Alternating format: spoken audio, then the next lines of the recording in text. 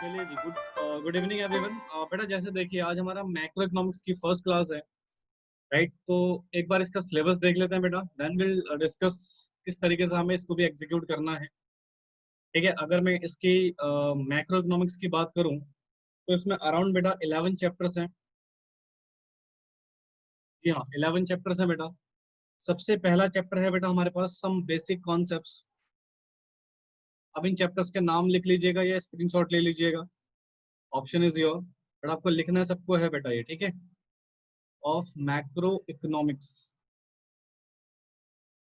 पहला चैप्टर बेटा basic concepts की बात करता है। दूसरा chapter the most important chapter बेटा national income. National income and related aggregates.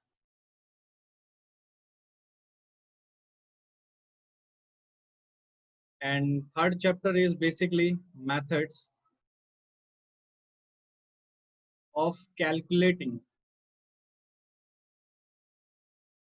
National income. बेटा मैं शुरू से ही शुरू कर रहा हूँ बेटा, ये जो हमने पढ़ा था उसको रहने दीजिए अभी। ठीक है, money and supply of money,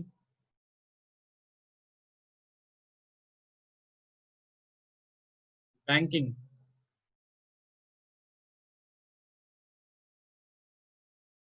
six chapter है हमारे पास बेटा aggregate demand and its components.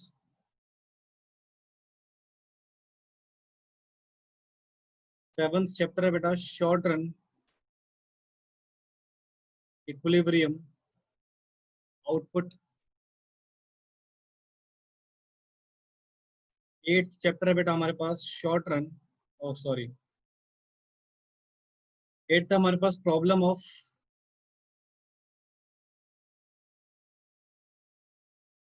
Of deficient demand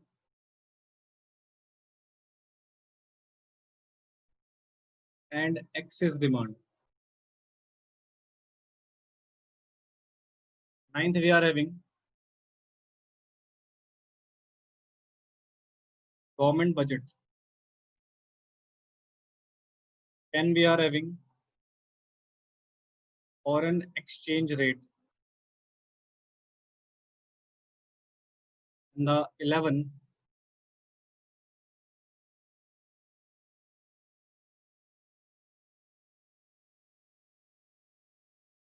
balance of payment.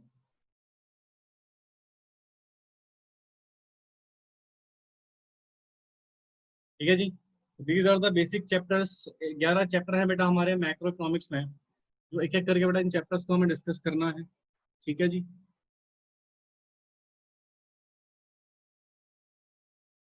देखिए सबसे पहले बेटा मैं आपको एक बाइफर्केशन बता देता हूँ कि इन चैप्टर्स की चेन कैसे बनी हुई है, लिंकअप कैसे हैं एक दूसरे से। तो जो फर्स्ट थ्री चैप्टर्स हैं बेसिकली ये नेशनल इनकम वाले ही चैप्टर हैं बेटा। ठीक है, थ्योरी प्लस प्रैक्टिकल तीनों। और ये दो चैप्टर बेटा पूरे के पूरे मनी बैंकिंग से रिलेटेड हैं, जो आपको एक साथ पढ़ने हैं बेटा। अगर इसमें से एक भी चैप्टर आपका नहीं हुआ तो बाकी चैप्टर की चेन भी टूट जाएगी बेटा, वो भी नहीं हो पाएंगे। ये बेसिकली बेटा तीनों चैप्टर बेटा रिलेटेड है एक दूसरे के। ठीक है, अगर आपने सिक्स चैप्टर नहीं पढ़ा तो सेवन्थ एट आपको समझ में नहीं आएगा। तो ये भी एक तरह से रिलेटेड चैप्टर्स हैं बेटा। बाकी ये चैप्टर इंडिविजुअल्स हैं, इनको आप अलग अलग पढ़ सकते हो, बट हाँ ये थोड़ा सा रिलेटेड है एक दूसरे से। Government budget is a separate basically individual chapter है बेटा, इससे फर्क नहीं पड़ता, दूसरे चैप्टर से ज्यादा लिंकअप नहीं है इसका। बट जो फॉरेन एक्सचेंज और बैलेंस ऑफ पेमेंट है, these are basically related to each other. तो यहाँ पर बेटा मैं एक क्रोनोलॉजी आपको समझाना चाहता हूँ कि किस तरह से चैप्टर्स को हमें पढ़ना है। क्योंकि देखो बहुत सारे स्टूडेंट जो है ना वो इसीलिए कंफ्यूज रहते हैं, इसीलिए उनको बेटा चैप्टर समझ में नहीं आता। सबसे बड़ा most of the reason is that कि वो चैप्टर्स को अलग अलग करके पढ़ता है, जबकि बेटा इन चैप्टर्स की आपस में चेन है, एक दूसरे से रिलेटेड है। अगर आपको एक चैप्टर नहीं आता, बाकी चैप्टर्स बेटा आपको ऑटोमेटिकली समझ में नहीं आएंगे। अगर आपने नेशनल इनकम पढ़ना है तो आपको chapter number one two three तीनों चैप्टर बेटा अच्छे से डिस्कस करने चाहिए, और सारे के सारे चैप्टर आपको समझ में आने चाहिए। अगर इन तीनों चैप्टर में से एक भी चैप्टर आपको नहीं आता बेटा, आप नेशनल इनकम नहीं कर पाओगे प्रॉपर तरीके से, और फिर रट्टा मारोगे, और रट्टा मारना बेकार है। मनी और बैंकिंग में बेटा मनी और बैंकिंग दोनों ही एक दूसरे से रिलेटेड है। राइट। कुछ पोर्शन बेटा मनी में पढ़ाया जाता है, कुछ पोर्शन बैंकिंग वाले चैप्टर में पढ़ाया जाता है। फिर आता है aggregate demand, it's components, short term equilibrium and the problem of deficient and excess demand. ये तीनों चैप्टर बेटा एक दूसरे से लिंक है, राइट। एक्चुअली बेसिकली देखा जाए तो एक ही चैप्टर है, इनको बाइफरकेट किया गया है ताकि बच्चे को समझने में आसानी रहे बेटा। फिर आता है government budget, is a separate independent chapter. फिर आता है foreign exchange rate and the balance of payment. ये दोनों चैप्टर भी बेटा एक दूसरे से रिलेटेड है। तो इन शॉर्ट मेरा कहने का मतलब ये है बेटा, आप अपना प्लानिंग कर लेना, एक सिस्टम बना लेना कि किस तरीके से आपको पढ़ना है, ठीक है। तो बिल्कुल सीरियसली कोई भी कॉम्प्रोमाइज नहीं चलेगा बेटा कि आपने चैप्टर छोड़ दिया बाकी आप पढ़ रहे हो। किसी के अगर नेटवर्क इशू के कारण चैप्टर छूट जाते हैं तो आपके लिए रिकॉर्डिंग्स वगैरह अवेलेबल है।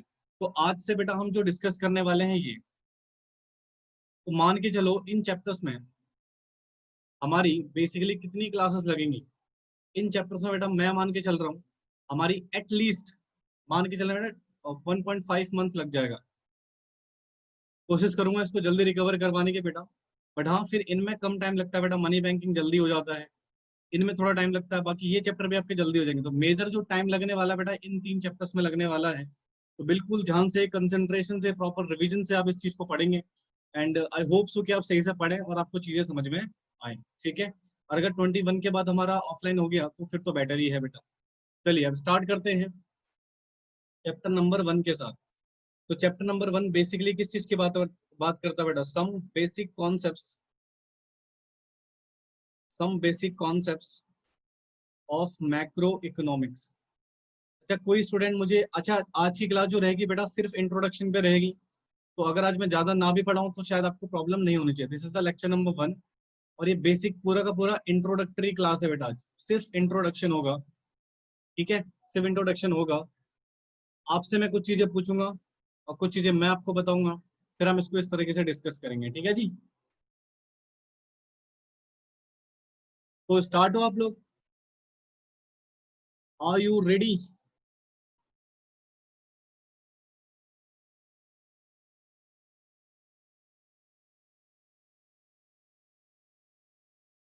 बिल्कुल बिल्कुल आराम से चलेंगे बेटा, डोंट वरी, सिलेबस सब होगा, सारी चीजें होंगी, डोंट वरी, आराम आराम से चलेंगे, कोई दिक्कत नहीं है। चलिए स्टार्ट करते हैं बेटा, रेडी। अब जरा ध्यान से सुनिएगा, तो सबसे पहला जो कॉन्सेप्ट है बेटा वो है इकोनॉमिक्स का। सर इकोनॉमिक्स क्या है? आपने 11th क्लास में जब माइक्रो इकोनॉमिक्स पढ़ी होगी तो वहां पे आपके रिस्पेक्टेड टीचर्स ने आपको बताया होगा बेटा कि इकोनॉमिक्स क्या होती है, माइक्रो इकोनॉमिक्स क्या होती है, मैक्रो इकोनॉमिक्स का भी बेटा वहां पर थोड़ा बहुत जिक्र हुआ होगा, ठीक है।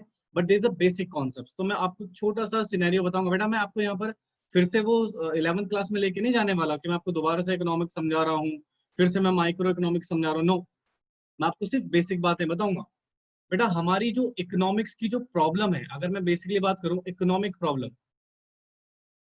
इकोनॉमी की जो प्रॉब्लम है वो एक बड़ी ही पॉपुलर प्रॉब्लम है बेटा, जिसको हम बोलते हैं सर लिमिटेड रिसोर्सेस और अनलिमिटेड। बेटा जहां राइटिंग समझना है प्लीज पूछ लेना। तो there is a two situation जो हम इकोनॉमी में फेस करते हैं बेटा। हमारे पास जो संसाधन है, रिसोर्सेस हैं, वो काफी लिमिटेड हैं, और जो हमारी इच्छाएं हैं, वांट्स है बेटा, वो काफी अनलिमिटेड है, ठीक है। We have a limited resource and we have a unlimited wants. तो सर इस चीज से हमें एक समस्या हो जाती है। क्या समस्या? जिसको हम बोलते हैं इकोनॉमिक प्रॉब्लम। क्या बोलते हैं बेटा? इकोनॉमिक प्रॉब्लम या इकोनॉमिक प्रॉब्लम वट। तो कहते हैं सर इस इकोनॉमिक प्रॉब्लम को कैसे सॉल्व किया जाए? बेटा सॉल्व करना तो पॉसिबल ही नहीं है।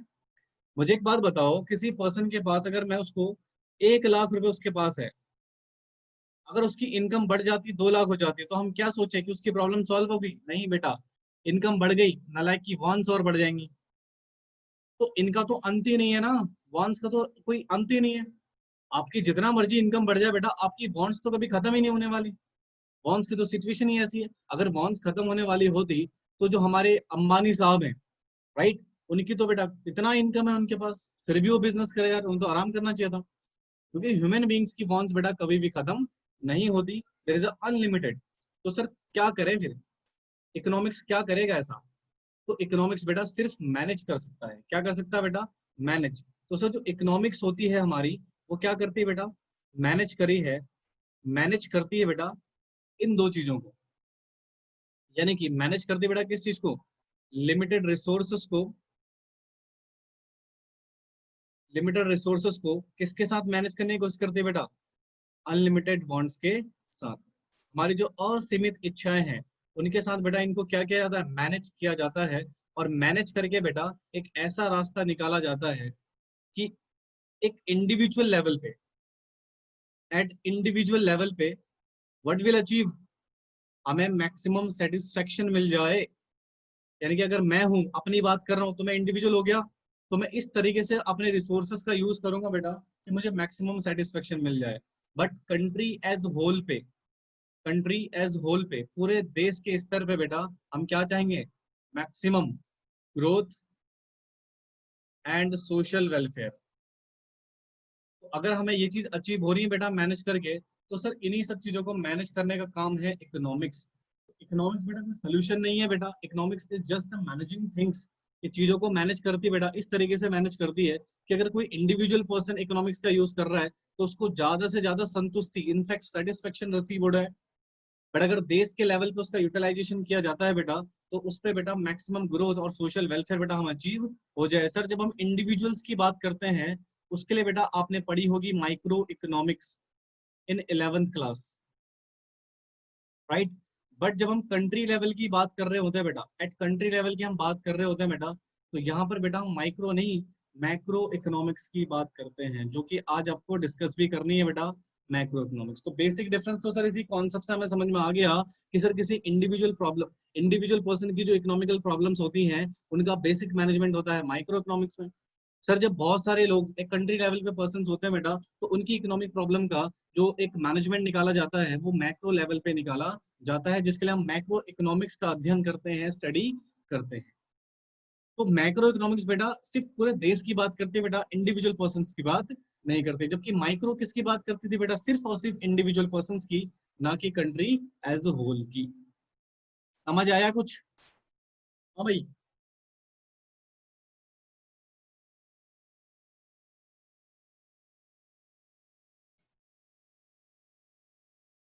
तो बना लीजिए या स्क्रीनशॉट ले लीजिए, चॉइस इज योर।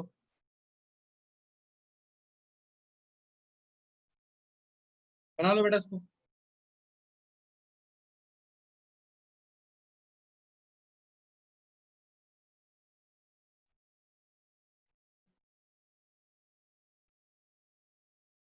सभी के समझ में आया? देखो पार्टिसिपेट नहीं कर रहा हो यार तुम लोग, और ये चीज ना मुझे बिल्कुल भी नहीं पसंद। मैं चाहता हूँ एटलीस्ट पार्टिसिपेट करो, डाउट पूछो, जो मन कर रहा है वो करो, बट एटलीस्ट करो। चलिए बहुत अच्छी बात है, इसका स्क्रीनशॉट ले लिया आपने? इसको लिख लेना बेटा, स्क्रीनशॉट ले तो लिया होगा, लिख लेना इसको। चलिए जी अब जरा हेडिंग डालिए, हेडिंग डालो बेटा, कॉन्सेप्ट ऑफ, कॉपी में लिख लेना बेटा उसको स्पेस छोड़ के, concept of macro economics. Macro economics का क्या कॉन्सेप्ट है, इसको पढ़ते हैं बेटा। तो फटाफट से लिखिए मेरे साथ के साथ। कहते हैं जी, macro economics is the study of, is the study of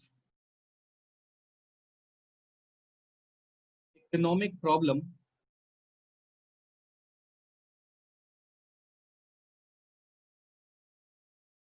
economic problem at the macro level,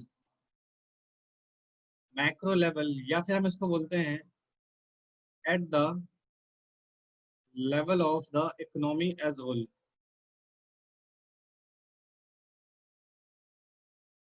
या you can say country as whole.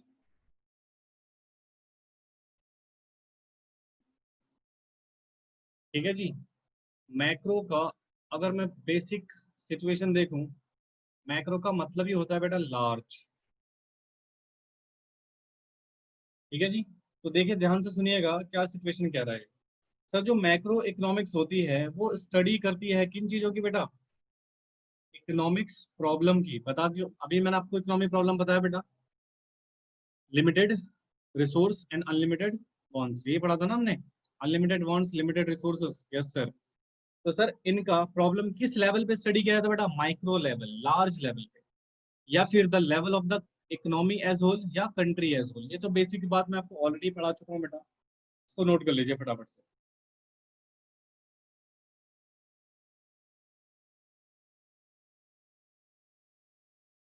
तो नोट कर लीजिए फटाफट से।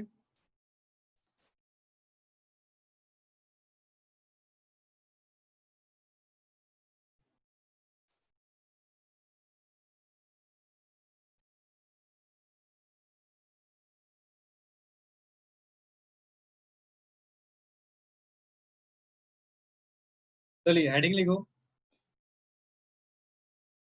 सम वेल नोन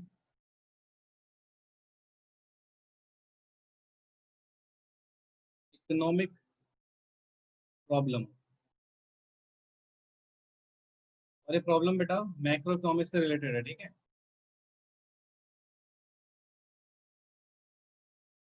चलो पहला नाम लिखना बेटा, the problem of GDP growth. दूसरा लिखिएगा, द प्रॉब्लम ऑफ अनएम्प्लॉयमेंट। तीसरा लिखिएगा बेटा, the problem of inflation and deflation.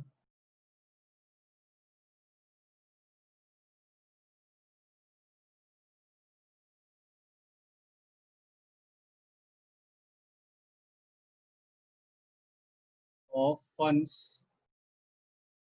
For investment. Fifth point, the problem related to,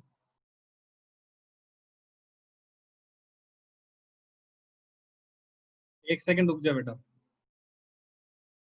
exchange rate and BOP. ये ले जल्दी लिख इसको फटाफट से। सोलो सोलो कहाँ लिखते हो नालायक।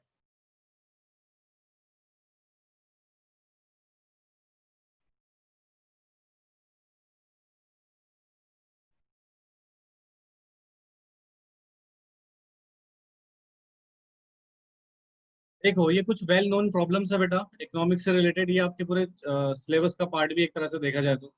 सबसे पहले क्या था, प्रॉब्लम रिलेटेड टू जीडीपी। फिर आता प्रॉब्लम रिलेटेड टू अनएम्प्लॉयमेंट। फिर आता जी इन्फ्लेशन और डिफ्लेशन। फिर आता है सर इन्वेस्टमेंट के रिगार्डिंग प्रॉब्लम। फिर आता है एक्सचेंज रेट से रिलेटेड या बीओपी, बैलेंस ऑफ पेमेंट से रिलेटेड प्रॉब्लम। और इन सारी प्रॉब्लम्स को बेटा हम कहाँ पर डिस्कस करेंगे, कहाँ पर स्टडी करेंगे बेटा? मैक्रो इकोनॉमिक्स में। कहाँ डिस्कस करेंगे बेटा इनको? मैक्रो इकोनॉमिक्स में। सारी चीजें बेटा हम मैक्रो इकोनॉमिक्स में इन सब चीजों को डिस्कस करने वाले हैं, ठीक है जी। आपने नोट किया बेटा सारी चीजें? बोलो फटाफट।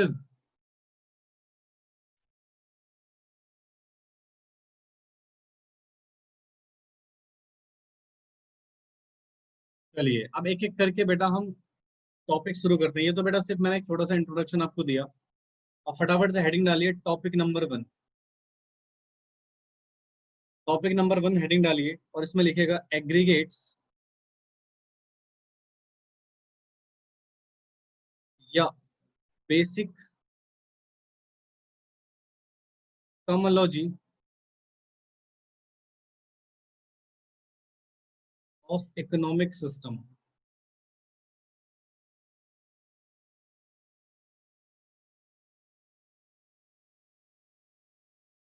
Of economic system. तो कुछ चीजें हैं बेटा जो बेसिक हैं लेकिन पढ़ना बहुत जरूरी है, जैसे कि एग्रीगेट डिमांड, जैसे कि एग्रीगेट सप्लाई,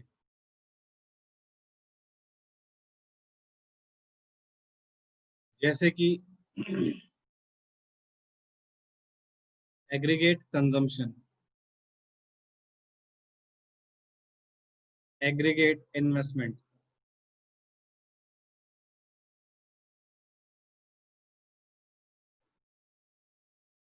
ठीक है, डोमेस्टिक इनकम। सिक्स्थ है हमारे पास जनरल प्राइस लेवल। ये कुछ चीजें हैं बेटा जो हमें डिटेल में डिस्कस करना है इनको। ठीक है, कितनी चीजें बेटा? 6।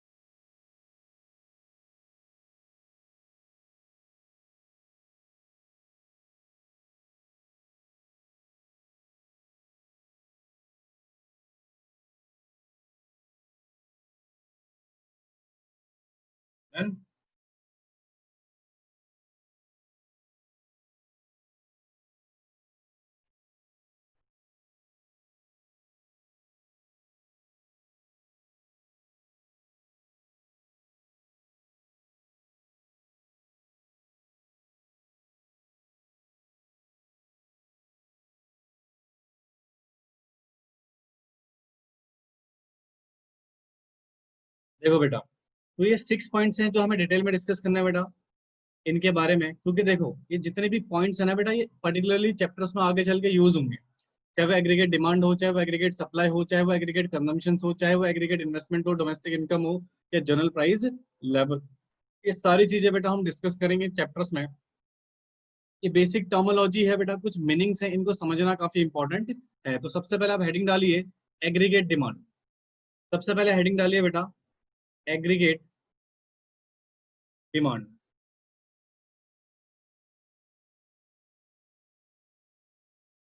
जिसको हम शॉर्ट में एडी बोलते हैं। अच्छा, कितने बच्चे यहाँ पर हैं जिनको डिमांड का मतलब पता है बेटा?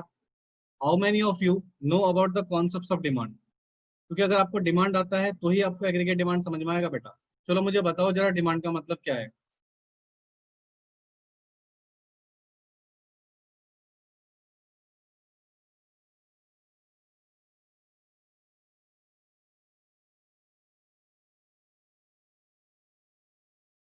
बताओ बेटा।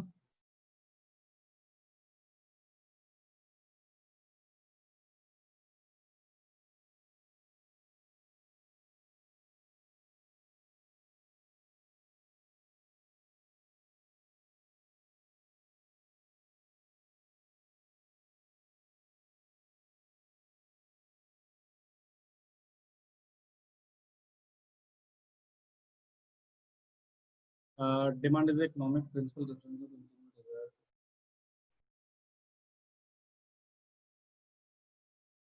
ओके जी,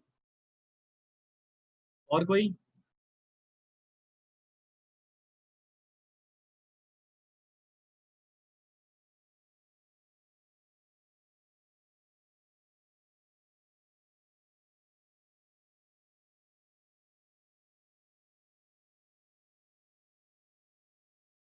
ठीक है, आपका भी ठीक है बेटा, वेरी गुड।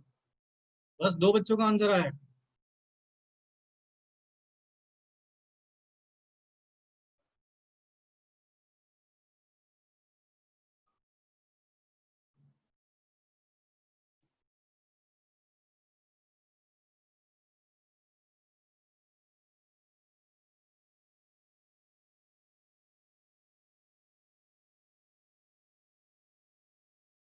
चलिए बेटा देखो, इसने स्टार्टिंग में जब डेफिनेशन शुरू हुई इसने बोला aggregate demand refers to demand. तो इसके आगे बढ़ने से पहले तो हमें डिमांड का बेसिक मतलब समझना पड़ेगा। तो देखो, जैसे कि आपने माइक्रो इकोनॉमिक्स में बेटा डिमांड का मतलब समझा होगा, बिल्कुल ध्यान से कंसंट्रेशन से सुनना सर। मैं आपको उतनी डिटेल नहीं, सिर्फ शॉर्ट में इसको समझाऊंगा कि बेसिक डिमांड का मतलब क्या होता है। तो डिमांड बेटा 3 चीजों से बनती है। सबसे पहले हमारी डिजायर्स, राइट? किसी पर्टिकुलर गुड्स को खरीदने के लिए बेटा हमारी डिजायर, बिल्कुल सिंपल वर्ड में सुनना। दूसरा सर, क्या हमारे पास परचेजिंग पावर होनी चाहिए कि नहीं होनी चाहिए? बिल्कुल सर। तीसरा, हमारी इच्छा होनी चाहिए पेमेंट करने की, यानी कि willingness to payment, willingness to spend. ये कुछ बेसिक बातें हैं जो इन तीनों चीजों को जोड़कर हम क्या बोल सकते हैं बेटा, बेसिकली डिमांड। यानी कि अगर आप किसी गुड्स को खरीदना चाहते हो तो उसके लिए आपकी डिजायर होनी चाहिए, सबसे मोस्ट इंपॉर्टेंट थिंग। अगर आपकी डिजायर ही नहीं होगी बेटा, गुड्स को परचेज नहीं कर पाओगे। दूसरा, उस गुड्स को परचेज करने के लिए परचेजिंग पावर होनी चाहिए, वो भी बेटा सफिशिएंट।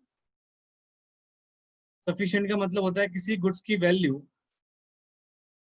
अगर 1,000 रुपए है तो आपके पास 1,000 रुपीज होने चाहिए, तो ही बेटा उसको हम परचेजिंग पावर बोलेंगे, सफिशिएंट परचेजिंग पावर, ठीक है। और दूसरा, आपकी खर्च करने की इच्छा होनी चाहिए बेटा, यानी कि सर विलिंगनेस टू स्पेंड होनी चाहिए, ठीक है। तो इन तीनों चीजों को जोड़कर बेटा बेसिकली क्या बन जाता है, डिमांड। अगर सिंपलीफाइड लैंग्वेज में बात करें तो एक तरह से बेटा मुझे बताइए, बेटा अभी नोट कर लेना, पहले सुन लो यहाँ पे। अच्छा मुझे एक बात बताइए, क्या मैं सही लिख रहा हूँ? Demand is equal to expenditure. कितने लोग बोलते हैं कि मैं सही हूँ?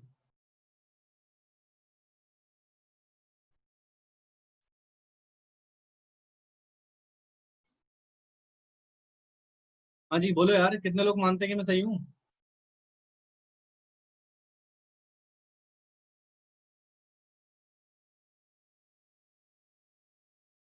ओके बेटा, क्या सिर्फ सोच लेना डिमांड है? नो सर, अगर मैं मैक्रो इकोनॉमिक्स में डिमांड के डेफिनेशन की बात करूँ तो डिजायर, परचेजिंग पावर और willingness to spend basically called demand. Ultimately खर्चा हो गया ना। जी सर, जो मैं अल्टीमेटली जो एक्सपेंसेस कर रहा हूँ, जैसा फॉर एग्जांपल मुझे ये पेन परचेस करना था, मेरी डिजायर थी। सर इस पेन को खरीदने के लिए मेरे पास पैसे भी थे, मैं मार्केट गया, मैंने खर्च करे और इसको परचेस कर लिया, मेरी डिमांड क्रिएट हो गई बेटा इसके लिए। तीनों चीज इन्वॉल्व है इसमें, desire, purchasing power, willingness to spend, यानी कि क्या किस चीज को बना रही है बेटा, डिमांड। यानी कि सर यस, बिल्कुल सही है ये कि मैं डिमांड को एक्सपेंडिचर बोल सकता हूँ, ठीक है। डिमांड हमारा एक्सपेंडिचर ही होता है। अब जरा इसकी डेफिनेशन देखो, कह रहा है it refers to demand for all goods and services produce in the economy, यानी कि इकोनॉमी में जितने भी गुड्स एंड सर्विसेज प्रोड्यूस हो रखे हैं उसके लिए की जाने वाली डिमांड एग्रीगेट डिमांड है। डिमांड समझ में आ गई? डिमांड मतलब गुड्स एंड सर्विस को मैं परचेस कर रहा हूँ। सर अगर ये काम सभी लोग कर रहे होंगे बेटा, पूरे एंटायर कंट्री में जितने भी गुड्स एंड सर्विसेज प्रोड्यूस हो रहे हैं बेटा, तो उसको जस्ट सिंपली डिमांड ना बोल के will basically call them that is aggregate demand. समझ में आ रही बात? तो सर डिमांड किसी भी एक गुड्स के लिए करो तो डिमांड कहलाती है, बट अगर जितने भी इकोनॉमी में गुड्स प्रोड्यूस हो रहे हैं बेटा उन चीजों के लिए अगर हम डिमांड कर रहे हैं तो बेसिकली एग्रीगेट डिमांड कहलाएगी। अब सर इसको मेजर कैसे करते हैं, देखो it is measure in terms of, क्या लिखा है बच्चे, टोटल एक्सपेंडिचर। तो ये भी कहते हैं सर एग्रीगेट डिमांड का बेसिक मतलब टोटल खर्चों से ही होता है, यानी कि टोटल जितने भी खर्चे हो रहे हैं बेटा उसी को हम क्या बोलेंगे, एग्रीगेट डिमांड, जो अभी हमने पढ़ा था बेटा। On purchase of goods and services in the economy during the financial year, एक फाइनेंशियल ईयर में गुड्स एंड सर्विसेज के ऊपर जितना टोटल खर्चा हुआ है उस टोटल खर्चे को ही बेटा हम एग्रीगेट डिमांड के नाम से जानते हैं। समझ आया?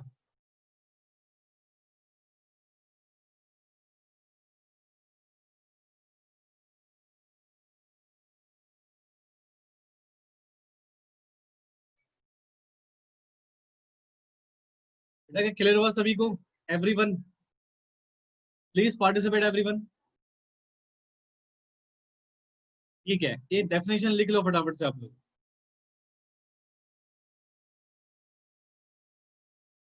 ड्यूरिंग फाइनेंशियल ईयर है वो बेटा, ड्यूरिंग फाइनेंशियल ईयर।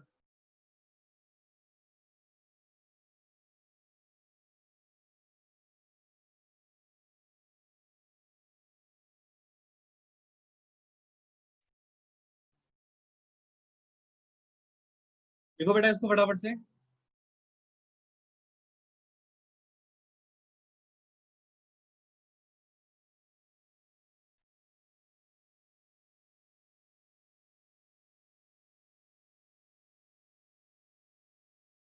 अच्छा मैं इसको भी नोट करना बेटा, वर्किंग नोट में एक नोट पॉइंट लिखवा रहा हूँ, इस नोट पॉइंट को भी लिखना। कहते हैं sir increase in aggregate demand, increase in aggregate demand is the is an index of economic prosperity,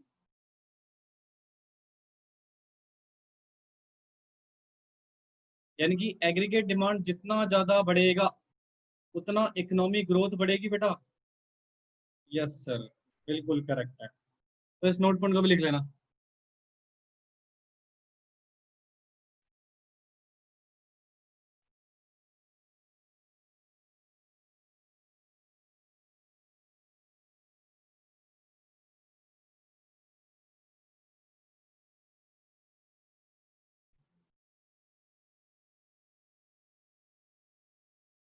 लिखा आप सबने?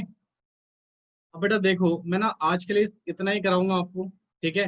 इसके आगे बेटा बाकी मैं नेक्स्ट क्लास में पढ़ाऊंगा। एक्चुअली मुझे ना अर्जेंटली कहीं जाना पड़ेगा अभी शायद। ठीक है जी, तो आज के लिए बेटा मैं इतना ही कराऊंगा। किसी बच्चे को कुछ पूछना हो तो पूछ सकता है बेटा।